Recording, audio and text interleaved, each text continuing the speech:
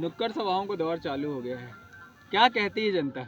आप तो देख रहे हैं, इस नुक्कड़ सभा का तो लुत्फ आपने भी उठाया। हमारे साथ हमारे महाराष्ट्र देवरी, आमगांव देवरी के विधायक आदरणीय सहसराम कोरोटी जी ने भी सभा को संबोधित किया और वो बहुत उत्साहित हैं हमारे चुनाव को लेकर। पिछली बार भी जब आप विधायक नहीं थे तब मेरा प्रचार करने आए थे और उसी समय इन्होंने प्रचार से जब लौटे तो मुझे बता दिया कि ताई आप बहुत शानदार वोटों से जीत रहे हैं। और अभी 2 दिन हो गया उनको लगातार वो मेरे क्षेत्र में घूम रहे हैं। मेरी अनुपस्थिति में भी जब कल मैं कटंगी के दौरे पर थी तो हमारे कोरोटी जी ने यहाँ पर पूरी सभा संभाला, पूरा मोर्चा संभाला और वो आज मुझे कह रहे थे कि ये चुनाव भी आपका पिछली बार से अच्छा रहेगा।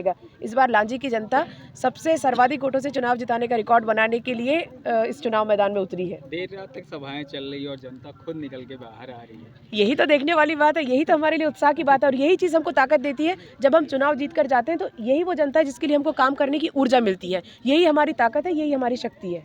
क्या लगता है अभी जो वचन पत्र दिए हैं कमलनाथ जी ने, लोक लुभावने भी बताए जा रहे हैं, लेकिन जो वचन पत्र पहले उन्होंने किया और बीजेपी ने उसको कैश कर लिया, इसको लेके क्या कहना? मुझे नहीं लगता कि कैश किया, क्योंकि 15 महीने में कमलनाथ जी ने 2018 में जो वचन पत्र लाया था उसकी शुरुआत उन्होंने मुख्यमंत्री की शपथ लेने के तुरंत बाद शुरू कर दी थी। चाहे वो कर्ज माफी की बात हो, चाहे वो पेंशन बढ़ाने की बात हो, 300 रुपये का पेंशन सीधे 600 कर दिया। यदि कमलनाथ जी को 5 साल काम करने का मौका मिलता तो सारे वचन पत्र के वादे वो पूरे करते, क्योंकि कमलनाथ जी बात के पक्के हैं। और अभी भी जो योजना बनाई है, मैं आपको कमलनाथ जी की बात बता दूं कि कमलनाथ जी ऐसे इंसान है कि जब वो उनके पास व्यवस्थाएं दिमाग में होती तभी वो योजना बनाते हैं। क्योंकि कांग्रेस के लोग जब भी कोई योजना बनाते हैं तो पहले सारे इकोनॉमिस्ट से वो चर्चा करते हैं, सारे लोगों से बातचीत करते हैं, चर्चा करते हैं, उसके बाद ही योजना बनाते हैं। इसलिए कांग्रेस की योजना कभी खोखली नहीं हो सकती। और ये शिवराज जी ने सरकार गिराई ही इसलिए कि उनको पता था कि यदि कमलनाथ जी 5 साल इस सरकार को चला लिए तो आगे आने वाले 50 साल तक बीजेपी को मौका नहीं मिलने वाला है। बीजेपी महिला वोटरों को अपना निशाना बना रही है और जीत का आधार भी वही मान रही है।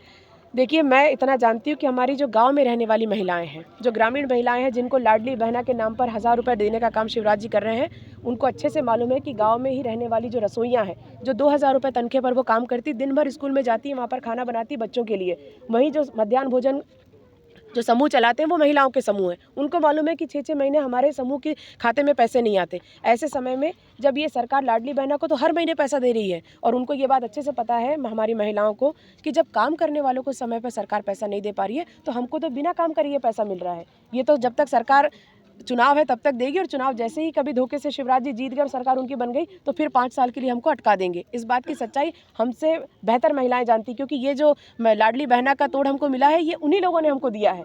कई हमारी रसोइया मेरे पास आती थी कि दीदी लाडली बहना वालों को हर महीने सरकार पैसा डाल रही है, पर हम तो रसोइया हैं, हम मेहनत कर रहे हैं, हमको सरकार हर महीने पैसा क्यों नहीं डालती। 2000 रुपये की बात है, बहुत ज़्यादा बड़ी राशि नहीं है, लेकिन उस काम के लिए भी उनको सरकार के पास आंदोलन करना पड़ता है, अपनी विधायक के पास जाना पड़ता है। तो ये सारे विषय आज गाँव में जनता को मालूम है और हमको लगता है कि आने वाले समय में इस मध्य प्रदेश में ज़बरदस्त परिवर्तन होगा और कांग्रेस की सरकार पूर्ण बहुमत के साथ ज़बरदस्त वोटों के साथ बनेगी।